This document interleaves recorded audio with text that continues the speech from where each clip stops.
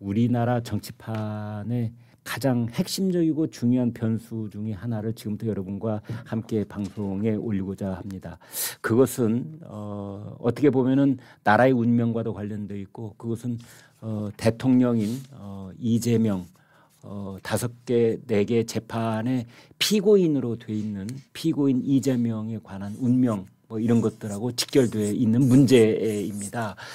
재판이 재개될 수 있다라는 말이 나왔고 그다음에 대장동 일당들이 지난주에 아주 중형을 선고받았습니다. 징역 4년에서 8년까지 선고를 받았고 그다음에 그들에게 적용된 혐의가 배임죄입니다. 이제 이런 것들이 불거지면서 이재명 대통령이 경주에서 에이펙 정상회의를 진행하고 있으면서도 아마 밤잠이 편안하지 못했을 것이라는 생각이 드는데요.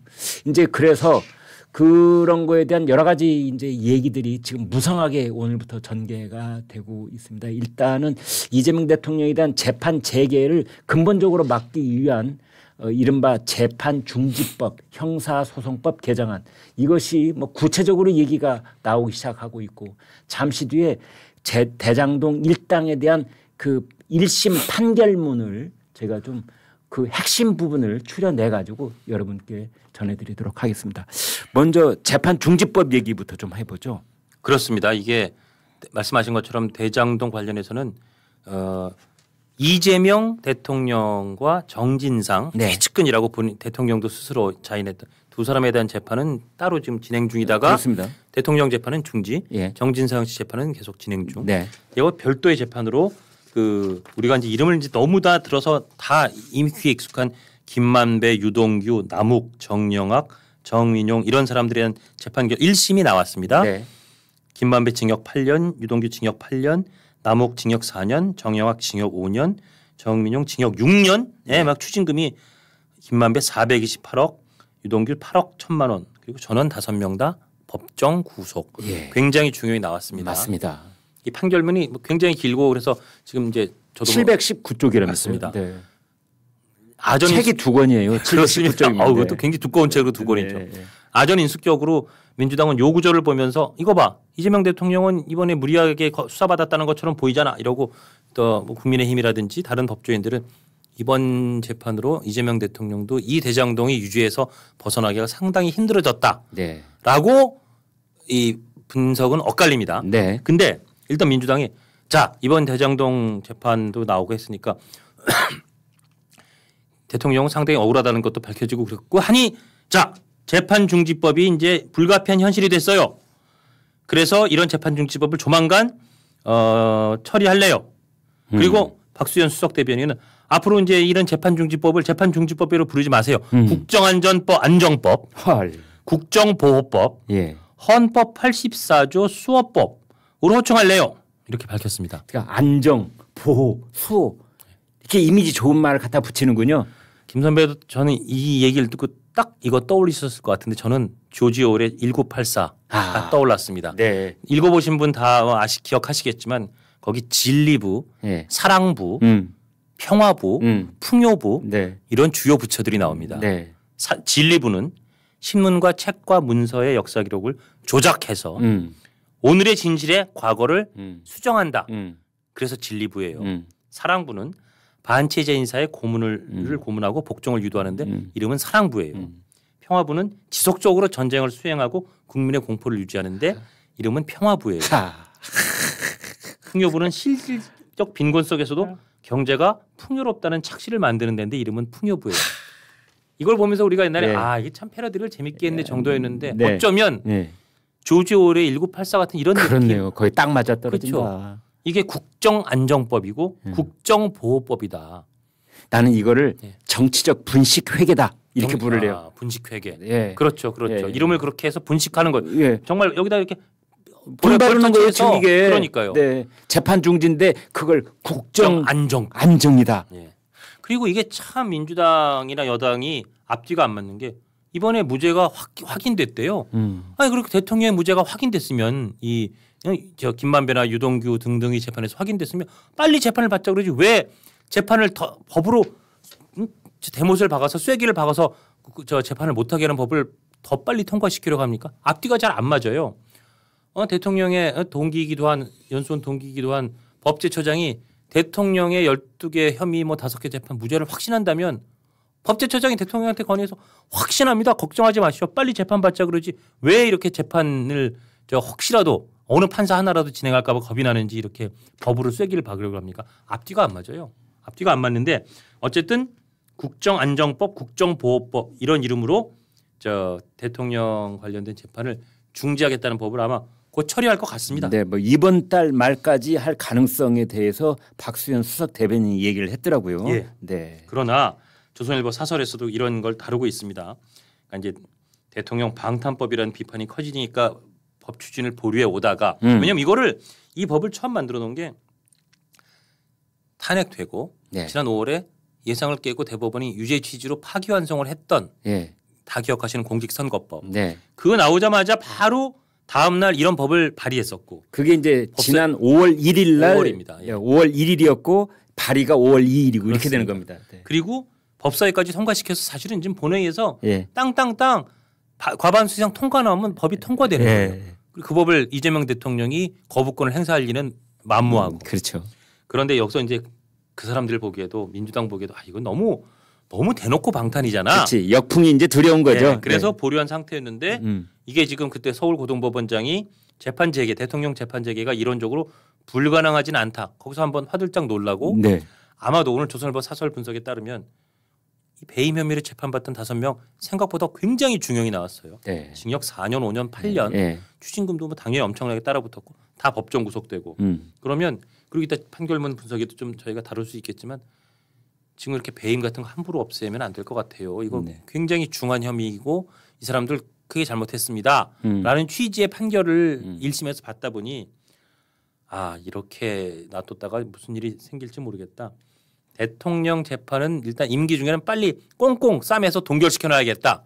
라는 어떻게 보면 그 불안감의 발로가 아닌가. 라고 조선일보 사설은 분석을 하고 있습니다. 네, 시청자 여러분, 지금부터 저 김광일 기자하고 장원준 실장은 개인적인 생각을 섞지 않고 이번에 대장동 일당에 대한 재판부의 판결문만 가지고 말씀을 드리도록 하겠습니다. 판결문 서두가 이렇게 되어 있습니다. 이재명, 정진상의 배임 사건 재판은 별도로 진행 중이므로 이들이 배임 범행에 공모 가담했는지 여부는 설시하지 않는다. 이 법률 용어로 자주 쓰는 건데요. 설시라는 말은 자세하게 설명한다 이런 뜻입니다. 그래서 이재명, 정진상에 대해서는 판단하지 않겠다. 이제 이게 첫 번째고요. 그다음에 이렇게 이어집니다. 성남도시개발공사 설립 그리고 성남시장 재선에 도움을 준 것 이것이 특혜의 발단이 됐다. 이재명, 정진상 등은 민간업자들이 시장 재선을 도와준 사례 등을 모두 보고받아 알고 있었던 것으로 보인다. 이재명 재선 기여 등으로 말미암아 사실상 사업 시행자로 내정되는 특혜를 받게 된 것으로 판단된다. 이거 엄중한 판결문이에요. 그렇습니다. 네. 말씀하신 것처럼 따로 재판이 진행 중이고 더군다나 이재명 대통령은 대통령에 대한 재판을 추후 지정해서 사실상 중지돼 있으니까 네. 설시하지 않는다라고 했지만 네. 이게 워낙 사건이 밀접하게 붙어 있기 때문에 네. 그 부분에 대한 판단을 이렇게 쏙 빼내고는 이것만 판단을 할 수가 없는 겁니다. 네. 자, 이거는 안 다룰게요 하지만 이 손가락 안에 들어가는 이 이야기들을 다룰 수밖에 없어요. 맞다. 이렇게 깍지를 낀 듯이 엮여 있기 때문에. 그렇지. 이재명과 정진상이 그렇죠. 그 당시에 그렇죠. 이게 판결문에 나와요. 그렇습니다. 네. 그래서 이 부분은 다루지 않겠다. 이쪽 손은 다루지 않을게 했지만 이 깍지 안에 들어간 이 부분에 대한 판단을 하지 않고는 이쪽 손에 대한 그 판결을 할 수가 없는 겁니다. 비유가 절묘하다. 그런데 깍지 안에 들어온 것만 보더라도 전 대통령에 대한 관련되니까 설시하지 않을게요라고 서두에 밝히긴 했지만 이 들어와 있는 손가락을 보니까 이쪽 손가락에 때가 끼어 있는 게 확실해 보인다. 네 번째 손가락의 손톱에도 상당히 많은 그 흙과 먼지의 자국이 있었다.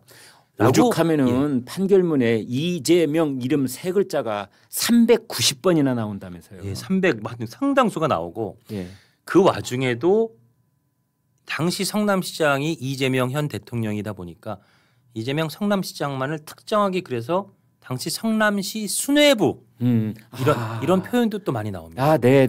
제가 볼 때 성남시 수뇌부라는 표현을 재판부가 쓴 거는 아마 그 재판부가 거기도 시장을 써야 되는데 시장이라고 쓰면 직함이 특정이 돼버리니까. 특정이 되니까 고심 끝에 시의 수뇌부라는 표현을 어떻게 보면 발굴한 것 같아요. 그러니까 이 재판부는 그분이라는 말은 차마 안 쓴 거군요. 왜냐하면 이쪽 손가락에 대한 판단은 좀 유보하겠다고 설치한 것도 있고 현직 대통령이랑 민감함도 있고 맞아. 그러나 결국 성남시 수뇌부라는 표현에 다 이재명 당시 성남시장이 다 이미 이 건에 함축돼 있는 거고 그 성남시 수뇌부라는 그 표현한 그 관련 사항에 있어서 일단 저 유동규 그다음에 저 김만배 등등 이 사람이 한 거는 범죄 맞아. 징역 4년 8년 꽝꽝꽝 법정 구속하는데 여기에 성남시 수뇌부도 어떤 부분에 있어서는 잘 몰랐을 수도 있어. 어떤 부분에 있어서는 그 사람들이 성남시 수뇌부한테까지 돈이 안 갔을 수도 있어. 그런데 상당히 여기에 이 깍지 안에 들어온 손가락처럼 돼 있는 거는 부인하기 어렵다. 이런 취지로 판결을 했기 때문에 지금 오늘 나오는 각 언론의 법조인들의 분석을 보기에도 물론 연관성의 판단을 유보하려고 했지만 한국일보 제목이 성남시 수뇌부의 의미는 하면서 이 대통령에게 좋지 않다는 해석이 나오는 까닭은 이런 제목을 달아서 이 판결문을 분석하고 있습니다. 그러니까 이제 이재명 대통령의 연루 가능성을 열어둔 표현이다. 그렇죠. 그 수뇌부라는 표현이. 그렇습니다. 그래서 배임죄의 큰 골격이 인정된 만큼 향후 이재명 대통령의 재판이 재개될 경우 불리하게 작용할 것이다. 그렇습니다. 네. 그런 분석이 제가 볼 때 다수설처럼 나오고 대정동 개발에서는 어쨌든 성남시 수뇌부가 주요 결정을 했다. 근데 이 성남시 수뇌부라는 표현에는 김만배, 유동규, 남욱, 정여각 이런 사람이 들어가는 건 아니고 결국 당시 성남시장 이재명 성남시장과 정진상 정도인데 정진상이 그때 최측근이라고는 하지만 그때 갖고 있던 보직이 성남시의 6급짜리입니다. 그 정무조정실장인가가 그게 6급짜리. 그러면 당시에 성남시의 수뇌부라고 할 때 정진상이라는 사람에게 그 책임을 미루기에는 당시에 갖고 있는 직급이나 여러 가지가 너무 앞뒤가 잘 부자연스럽기 때문에 결국은 이재명 당시 성남시장이 이런 주요 결정을 했다는 판단을 이번 1심 재판부가 판결문에 상당히 녹여 넣었다. 그렇기 때문에 지금 법조인들 법률가들도 이번 재판 1심 결과는 상당히 이재명 대통령에게 유리하지 않을 수 있다. 재개된다면 대장동에서 유죄를 받을 가능성이 꽤 있어 보인다.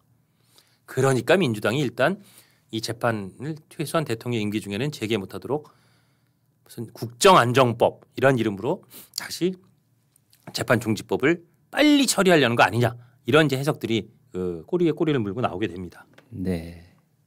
자, 재판부 판결문 한 대목 더 소개해드리면 이렇게 되어 있습니다. 정진상에 대해서 이렇게 말합니다.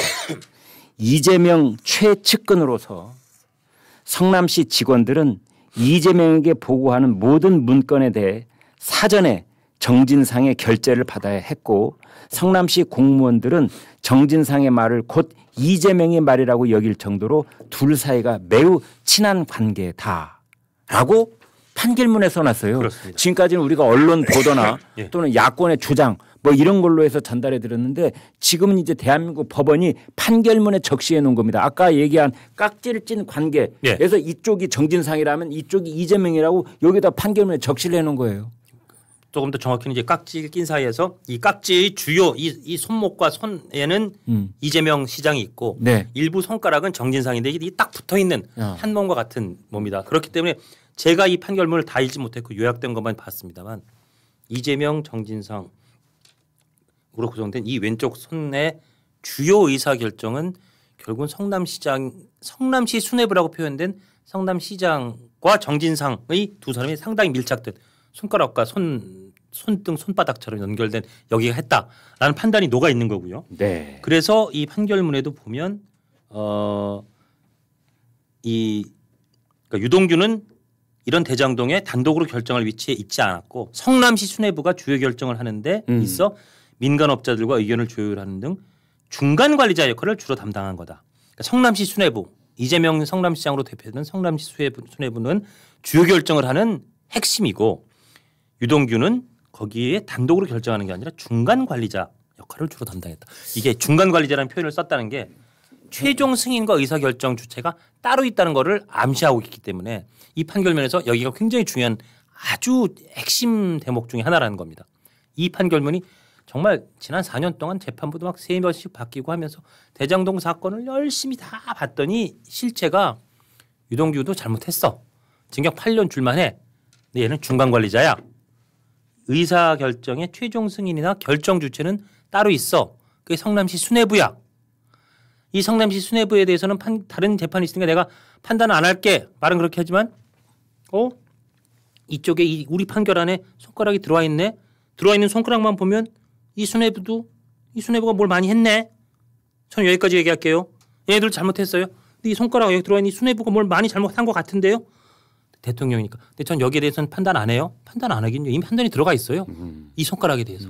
그렇기 때문에 이게 지금 이재명 대통령에 대해서도 상당히 쉽지 않아 보인다. 전 이 판결문에 그렇게 봅니다. 네. 예. 그래서 이번 재판부 판결문을 이재명 대통령의 연루 가능성을 열어둔 표현이다. 배임죄의 큰 골격은 인정됐다.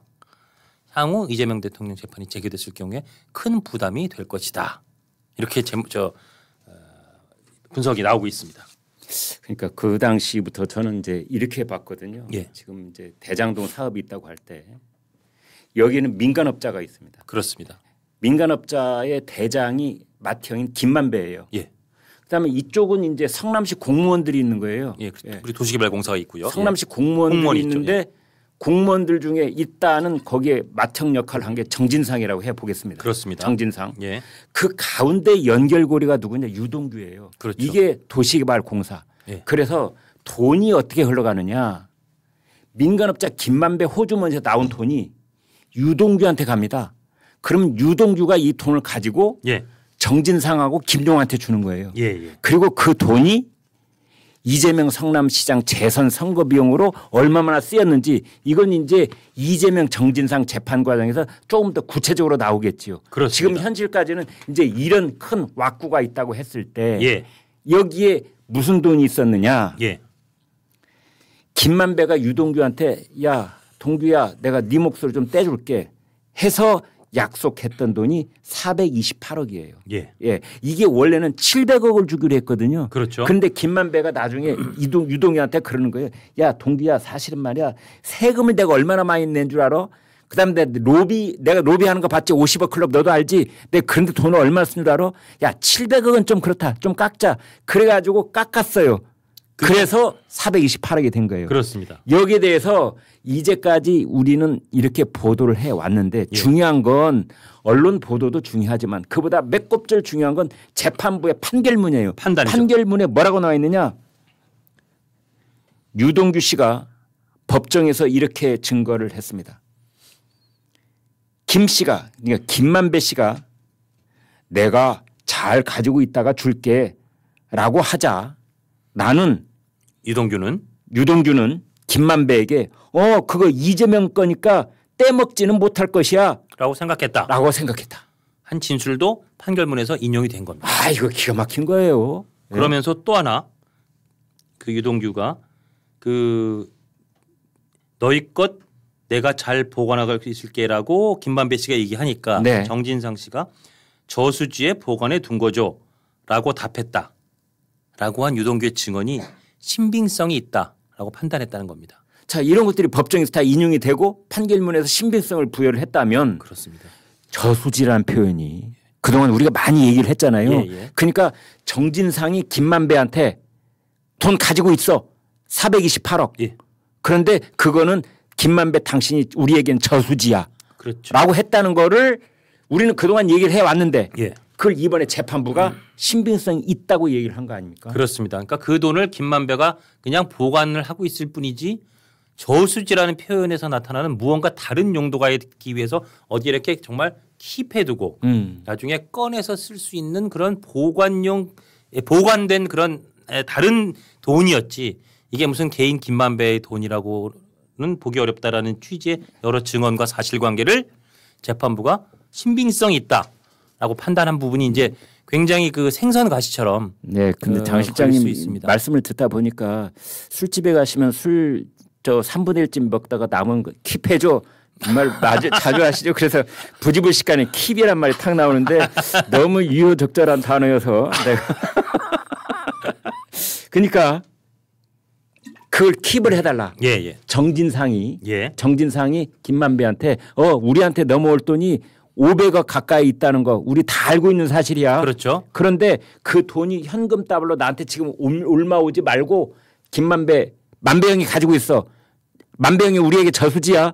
킵해도. 그렇죠. 뭐 이런 취지로 얘기했다는 거죠. 그렇죠. 이 취지, 이 사실관계의 증언이 신빙성 있다라고 재판부도 판단을 했다. 그걸 재판부가 다 이제. 그러니까 이번에 사실은 네. 이 대장동 관련된 복잡하고 길게 끌었던 사건에 백서처럼 이번에 700페이지가 훌쩍 넘는 판결문을 1심 재판부가 써냈고. 백서라는 말이 딱 와닿네요. 그렇습니다. 네. 그리고 여기에 아마도 이 재판에 물론 뭐 항소심이나 대법원 과정에서 조금 바뀔 수는 있어도 아마 특히 요새는 사실관계에 대한 판단은 1심에서 한 거를 특별한 사정이 없는 한 항소심이나 특히 뭐 대법원은 법률심이니까. 네. 옛날에는 항소심하면 2심에서 처음부터 다시 요이 땅 해서 시작하는 그런 재판이 많았는데 요새 그렇게 하지 말라는 거거든요. 서울중앙지법의 형사합의 22부 부장 조영우 판사인데요. 몇 달 동안 다른 사건을 일절 손도 안 대고 그렇습니다. 오로지 이 백서 맞습니다. 그러니까 대장동 백서를 쓴 거예요. 말하자면. 그거를 719쪽 책 2권짜리로 다 판결문이지만 사실상 백서 역할을 한 그런 책을 썼다 이렇게 봐야 되는 거 아니에요? 그렇습니다. 네. 여기서 오늘 1심 재판에서 이번에 상당 부분 판단한 사실관계는 2심 그리고 나중에 상고하면 대법원을 거치면서도 크게 안 바뀔 가능성이 높다. 그렇다면 이 사실관계를 토대로 해서 재개된다면 이재명 대통령의 재판 아니 현재 진행 중인 정진상 피고인의 재판에서는 이 사실관계가 거의 바뀌지 않고 적용될 가능성이 높다. 그렇다면 아까 한국일보의 제목처럼 성남시 수뇌부 의미는 이 대통령에게 좋지 않다는 해석이 나오는 까닭은 이 제목이 이래서 나온 겁니다. 그러니까 아까 제가 이렇게 세 덩어리로 말씀을 드려가지고 민간업자 일당들이 있고 도시개발공사 유동기 있고 이쪽에 이제 성남시 공무원들이 있다고 했을 때 이쪽에 김만배하고 유동규가 징역 8년이잖아요. 그러면 정진상은 이제 재판이 진행되고 있으니까 두 사람이 올라가 있는데 이재명 정진상이 올라가 있는데 이재명 대통령이니까 잠시 중지. 그 정진상은 재판이 진행되고 있잖아요. 그렇습니다. 똑같은 혐의를 받고 있는데 그렇습니다. 정진상도 곧 1심 판결에 나올 가능성이 있지 않습니까? 그렇죠. 이재명 대통령에 대한 재판만 이재명 피고인에 대한 재판만 그것도 이제 판단 유보하고 거니까. 그렇습니다. 정진상이 가령 징역 8년이 나오면 어떻게 되는 겁니까? 점점 이제 사실관계가 하나씩 둘씩 차곡차곡 쌓이게 되는 거죠. 마지막 이제 활용 점정만 하면 되는 것이다. 그렇습니다. 그리고 이번 재판부가 그 이재명 피고인 정진상 피고인에 대한 형사 재판이 계속 진행 중이고 그마저도 이재명 피고인에 대한 재판은 진행이 중단된 상태라면서 도시개발공사가 대장동 관련 형사소송 결과 모두 나온 뒤에 민사소송을 통해 피해를 회복하는 것이 심히 곤란하게 됐다. 이런 대목도 굳이 넣었습니다. 무슨 뜻이냐. 배임죄라는 게 사실은 그런 임무를 가진 사람이 본인이 갖고 있는 그 임무를 배신하고 행하지 않아서 피해를 끼친 경우에 형사적으로 당하는 그렇습니다. 적용되는 범죄 아닙니까? 지금 다 배임죄가 가장 크게 적용이 돼 있어요. 원래 이런 배임을 당한 피해자는 성남도시개발공사예요. 수천억을 더 벌 수 있었는데 못 벌게 만든 거예요. 이 피고인들 때문에. 그러면 성남도시개발공사는 빨리 이 재판이 형사재판 확정돼서 그럼 제가 이렇게 봤죠. 자 이렇게 확정됐으니까 민사재판으로 이걸 돌려받아야 돼요. 이게 성남 시민의 돈이고 우리 국민의 결국은 자산입니다. 근데 이게 지금 이재명 정진상에 대한 형사재판이 진행 중이고 그나마 대통령 재판이 중단된 상태라서 모든 형사재판이 끝나야 되는 민사소송 이게 매우 곤란하게 됐다는 얘기를 여기 썼어요. 재판. 굳이 그걸 또 거기다 넣구나. 이게 그러니까 뭐 지금 배임죄를 없애겠다. 그리고 대통령 재판은 계속 늘어뜨려야 된다.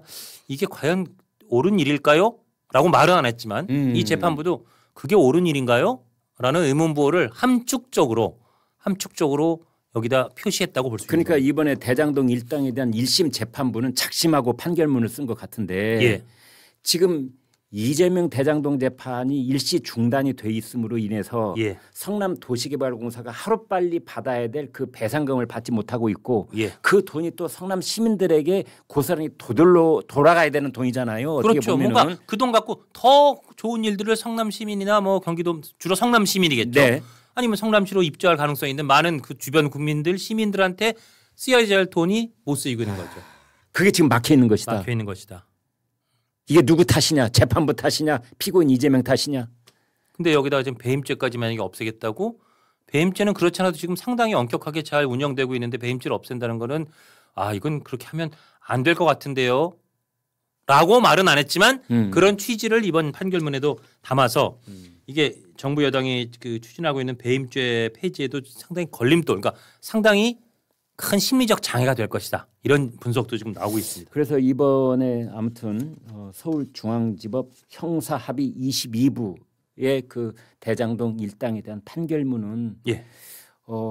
지금까지 우리가 재판부의 이런저런 법원의 판결문을 봤을 때 마치 구렁이 담 넘어가듯 이 말인지 저 말인지 잘 못 알아먹게 한 판결문도 없지 않아 있었거든요. 예. 근데 이번 판결문은 대체적으로 아주 명료하고 명쾌하게 예. 대장동 일당들이 어떤 배임 행위를 저질렀고 그들 사이에는 어떤 인간관계가 있었고 또 그들에게는 어떤 유착이 있었는지를 아주 적실하게 다 밝혀내고 있는 것 같아요. 그렇습니다. 대장동 일당 내부에서 장기간 유착관계 형성됐다. 사업 시행자 내정 있었다.